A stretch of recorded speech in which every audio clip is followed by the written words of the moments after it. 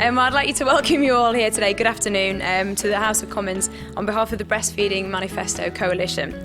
This involves over 40 organisations from across the family support and health sectors in the UK to try and achieve breastfeeding friendly UK.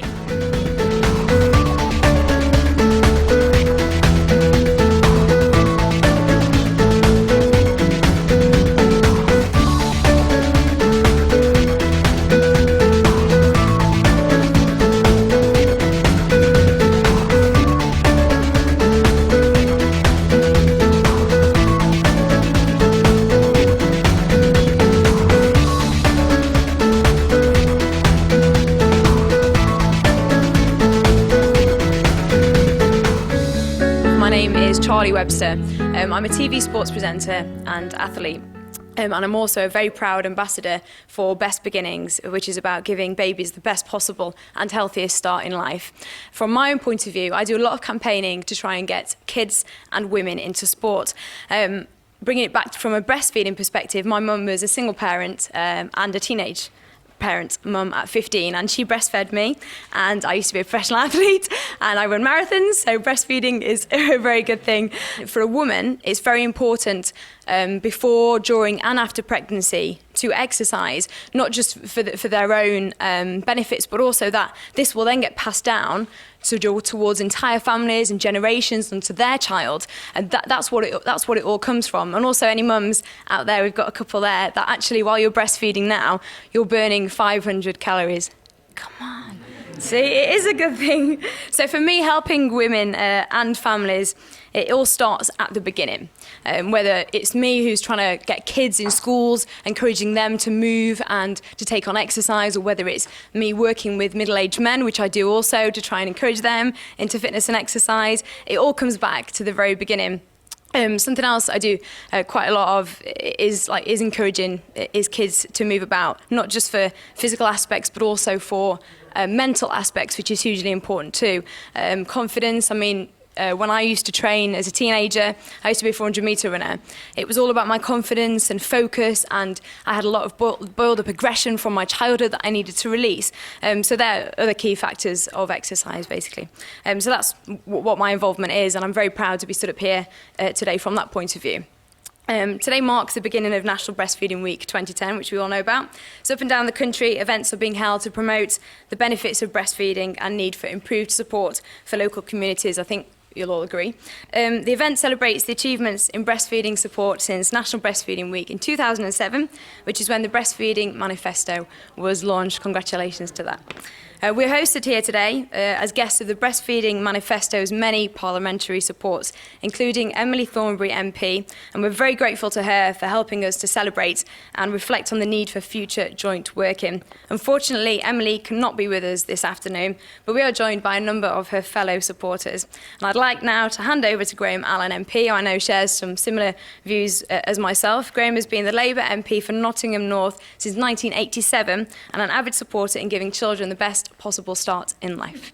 Well, thank you very much, Charlie. It's pretty obvious that I've not burnt off 500 calories any time recently, but I'm a very, very strong supporter of the manifesto, and very proud to say I was one of the first signatories when we kicked it off some years ago.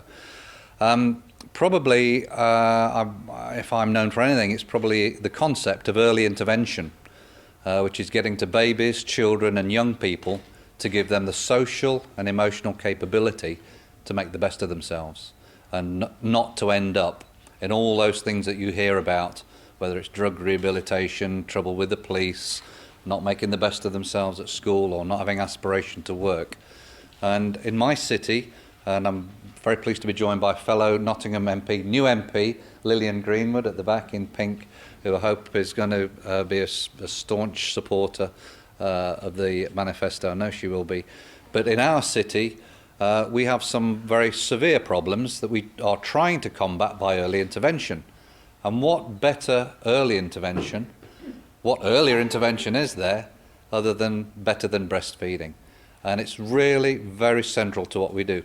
I live in my constituency, I live in a place called Bulwell, and the initiation and the retention rates on breastfeeding are about half the national level. And that means baby doesn't get the best start possible, and if we can help get the best start possible, there are a lot of advantages. Now, we all talk about the nutritional advantages, the developmental advantages, what breastfeeding gives to baby, often in a physical sense. And I'd like us to re-emphasize, as many of us do here, what it also does emotionally and socially. The very positioning of the baby, to be in position A, baby's also looking beyond the immediate food source and getting all that stimulation of the human face, which is so important for attunement and attainment. And when I do my presentations on early intervention, I've got a little clip of a baby who is 10 minutes old. Some people will tell you babies can't focus at 10 minutes old, but if they're there, they just about can focus on the human face. And there's this great clip of a father going like this to baby. And baby sort of keeps, oh, I'm going to crack this. And finally, after about 2 minutes, the baby goes. And it brings the house down, and everybody goes, oh, fantastic. And then father changes the face that he's making, and baby finally imitates that face. That is one example of how important that interaction is. If you get that interaction, if you start to get that attachment, then you're going to develop all sorts of things with baby which go along with breastfeeding. And if you've got that, that is the soundest thing you're ever going to give to baby.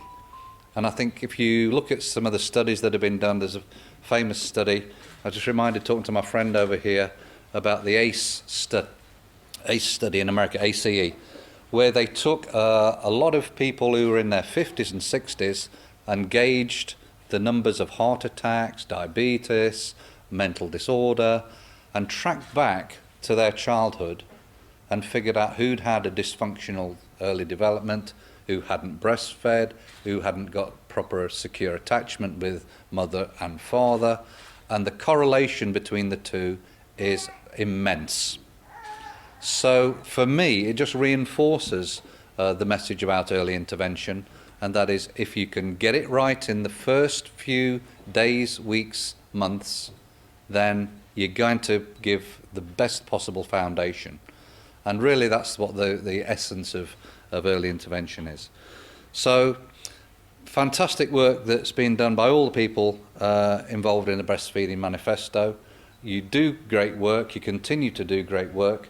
I hope you'll continue to systematically, as I know Anne and others do, contact your members of parliament, because it's one of those issues members of parliament like to think, oh yeah, definitely I'm in favour of that. Go further, sign them up, speak to them, and turn them into activists on behalf of your campaign.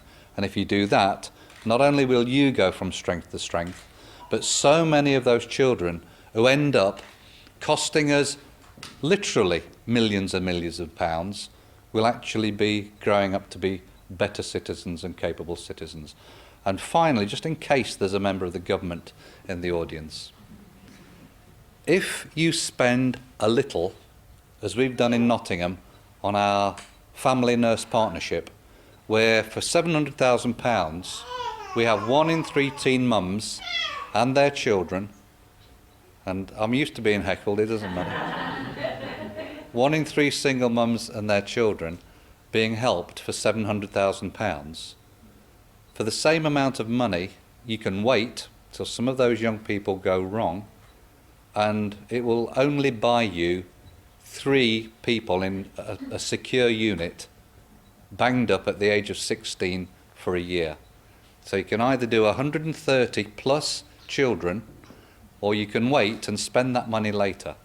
And if you wait, by the way, you're going to spend money on drug rehab, drink abuse, vandalism, crime, lifetime on benefits. Invest that little bit early. Now, if you want to tackle the public sector deficit, if you want to destroy the structural nature of our deficit, what better thing is there to spend a little bit of money on people like that rather than spending billions of pounds 10, 20 years later? The work you do is fantastic. make sure you continue to recruit members of Parliament. Welcome to the House of Commons. Thank you.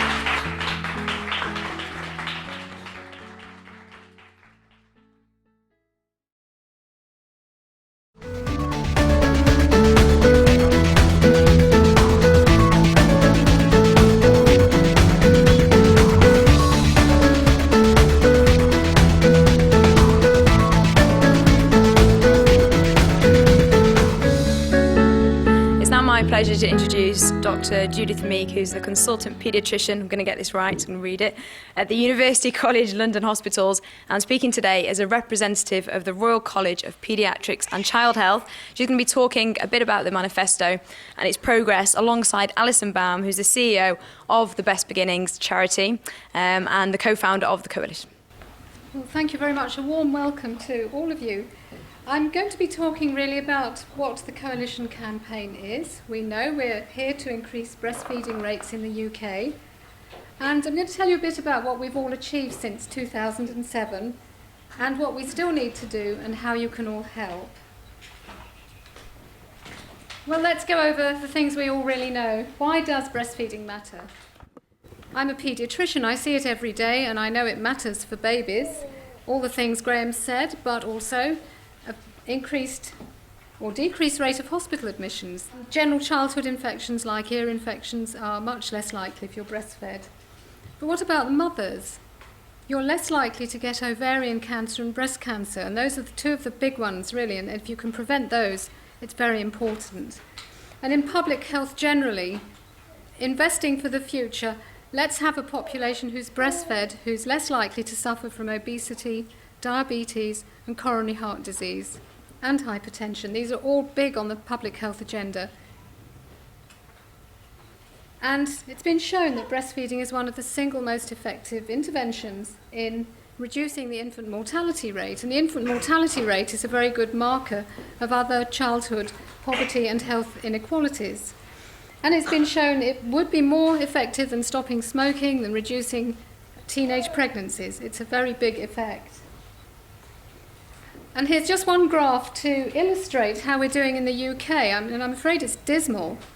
And it doesn't need to be. There are European countries with much better breastfeeding rates than the UK.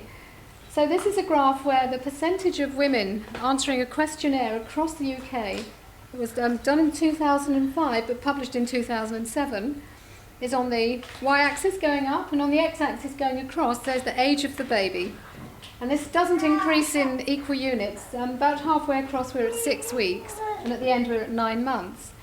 And the red line at the top is professional women, women who traditionally maybe are more committed to breastfeeding in this country. The third line down, the brown line, is women in more manual professions, and the bottom line, the light blue line, is women under 20. And as you can see, this is a very high-risk group. These are the women who, the ones out of the ones who answer a questionnaire, which is always already biased against the ones who are more likely to breastfeed, these are the women where only 14% are still feeding at 6 weeks. Not 6 months, 6 weeks after they've had their baby. And that's a very poor picture. And these are the women whose children have not just a double whammy, a triple whammy. They're young mothers, they're likely to have other indicators of health inequality, and on top of that, they're not going to be breastfed. And Alison will come back to later the fact that many of the women who give up at this age, when their babies are only 6 weeks old, didn't want to. They needed some help. So why are we doing so badly in the UK? Bottom line, we live in a bottle-feeding culture. If everyone you know has bottle-fed, everyone in your family has bottle-fed, why would you know any different? Why would you think any different? Why would you have belief that you and your body has the ability to provide everything that your baby needs? And it's not just about issues of initiation, but we'll pause on initiation for a moment. I don't know if you can all see the slide, so I'll just read a couple of the quotes. You see a lot of people bottle feeding in the streets, but you can't exactly get your baps out in public. And then also a key thing with younger mums is this idea of following the crowd, doing what other people are doing. And this idea that breastfeeding is other, it's strange. Or this particular quote, which is a very typical quote, breastfeeding doesn't look right. I think it will feel funny, horrible. So there's a big cultural issue here, but it's more than that. The fact is that of the women in the higher socioeconomic groups who do initiate, the drop-off is huge. So there are people who aren't starting because there's no cultural reference, and then of the people who do initiate, there's this huge drop-off. And that is a situation, it's been like this for too long in the UK, but what we're doing as a coalition is working together to effect change. And the idea behind the manifesto is simple. It's about what you can achieve when you work together. There are now 42, I think maybe now just 43 organisations, and we're working together to effect change. But everything we do is based on the evidence base. Together, we've come up with 7 objectives, and those 7 objectives will enable women to make informed choice and be able to feed their babies for as long as they wish. No one member organisation owns the manifesto. It belongs to all of us, and we're all working together to effect change. There's a huge amount that must and can be done at grassroots level, and already almost 10,000 people have signed up to the manifesto. This week, Breastfeeding Awareness Week, we are 40 away, I think, or was it 400 away from the 10,000 mark. We're well over 9,600 people already signed up. But it's also about policymakers. An issue of this magnitude needs input from the highest levels. And so what we're going to do now, Judith and I, is take you on a whistle-stop tour of the 7 objectives, highlight what they're about, what we're asking for, and let you know where we're up to and how much there is still to be done. So back to Judith. Thank you. I'm going to talk about objectives 1 to 3 because they're more healthcare based. And the first objective was implementing the global strategy for infant and young child feeding. And this strategy was developed by the World Health Organization and by UNICEF UK. And to some extent, we've succeeded. There are national infant feeding teams in all the 4 nations. But what needs to happen now is that these posts need to be made permanent, they need to be committed to, and we need a SAR really in England, a breastfeeding SAR. The second objective was to implement the best practice in the health service, and this really meant to get as many hospitals and PCTs baby-friendly, to follow the UNICEF baby-friendly initiative as possible. And already the Department of Health has given £3 million to develop 30 trusts to become baby-friendly, initiative-friendly, but there are more than 60 actually in the country, trusts and PCTs, that have already accredited. They also, the Department of Health, were responsible for funding the DVD that Best Beginnings made with all of you in the coalition, and this has been distributed to more than 900,000 pregnant women to date, and is still ongoing. And I think it's very important that we obtain funding to keep that DVD produced. But over 200 hospitals and trusts are on the journey towards getting baby-friendly accredited, and that's just a start. There are a lot more people who deal with maternity in the UK who aren't baby-friendly yet. And it has been shown as a very effective intervention. If you become baby-friendly, then you increase your breastfeeding rates by 10%.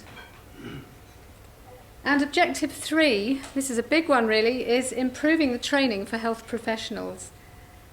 Again, we come back to being baby-friendly, and there are 4 university courses now training health professionals that have full BFI accreditation, and several others working towards it. But it's more than this. We need all GPs, all obstetricians, paediatricians, midwives, health visitors, all to be educated, to have the same knowledge base, attitudes, and really ability to help women with their breastfeeding. So that if someone who's having difficulty or doubts just before those 6 weeks goes to their GP, they don't get conflicting advice from that they get from their health visitor. And this is very good because the coalition contains all these royal colleges that are responsible for setting the agendas for training all the professionals. And they all need to have continuing professional development, and the BFI needs to be integrated into that. So it's about supporting healthcare professionals in their training. But let's say a mother and baby and the father there together, they get great support, they get up to a great start. What happens when that mother wants to go back to work? So the World Health Organization and our government recommends exclusive breastfeeding to 6 months and then beyond alongside other food and drink. And women return to work by then, before then, around then. So we need to support women returning to work. It's a huge barrier. And in surveys that have been done, only around 15% of women were actually supported on returning to work. And it makes sense for business too. There's good evidence for this from the States that women who breastfeed and are supported to breastfeed end up having fewer absences from work because of sick babies. And also it's good for staff retention. Every business knows how expensive it is to hire.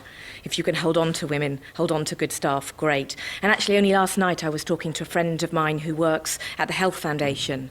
They have just under 60 employees, so a medium-sized business, and they've got it right. There's a breastfeeding room. It's not officially a breastfeeding room, it's a room with a lock and a sink and a fridge, and that room is able to be used by women if they're expressing or breastfeeding and returning to work. And actually she was in the room I think it was last week, and there were 4 women there expressing, and one was breastfeeding. And that's a small to medium-sized business making it work. So it's possible. But the reality is that many employers won't do it just because it's right. This is an area where legislation is needed, and as a coalition we want there to be breastfeeding breaks provided for women on returning to work. So there's lots to be done here. Objective 5 is all about breastfeeding in public. This is another major barrier. Women are concerned about breastfeeding out and about. Particularly young women are concerned about breastfeeding out and about. And as a coalition, we've had a huge impact. We were very involved in the consultations around the Single Equality Bill. And very recently, the Equality Act 2010 has been passed, and women are now protected in law. But it's not just about legislation, it's about culture too. So let's work together as a coalition, raise awareness so that women feel confident and comfortable to feed their babies wherever they need. It is the most natural thing in the world. Objective 6 is really about driving the cultural shift. It's about engaging parents of tomorrow. If we can get people when they're young, there's a lot of evidence that attitudes and perceptions are set up pre-puberty and around puberty, then we will ensure that when they become parents, they'll make healthy choices for their family.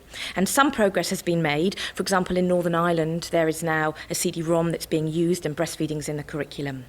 In England, we've made some progress.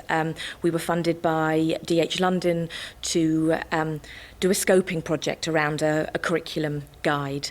And with funding, there's a huge amount using art, using film to engage young people, to have discussions and to change attitudes and perceptions. The last objective, Objective 7, is a key one. If we get everything right in terms of healthcare professional training, in terms of supporting women returning to work, supporting women breastfeeding in public, but women are still bombarded with messages, with inappropriate advertising and marketing of formula, we're not going to break through. We're not going to take the UK to that tipping point where breastfeeding becomes the norm, not the exception to the norm, which is why we call upon as many MPs as possible to sign up to the manifesto, to show their support, and then to make sure that the law in the UK is in line with the WHO Code for Marketing of Milk Substitutes and subsequent resolutions. Before the general election, 275 MPs had signed up to the manifesto.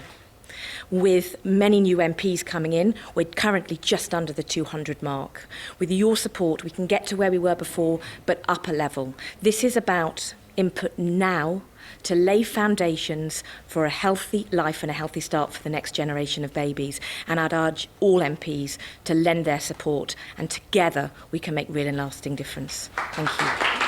So thanks again. Of course, myself and also all the members of the Breastfeeding Manifesto Coalition will be on hand to talk or answer any questions. And we also have the manifesto to sign as well, so do have a think about signing it. Every signature is hugely, hugely important, and press releases and photographs will be also available. So thanks very much. We can all make a change and make a difference, so get your signatures down. Thanks, and enjoy the rest of the reception.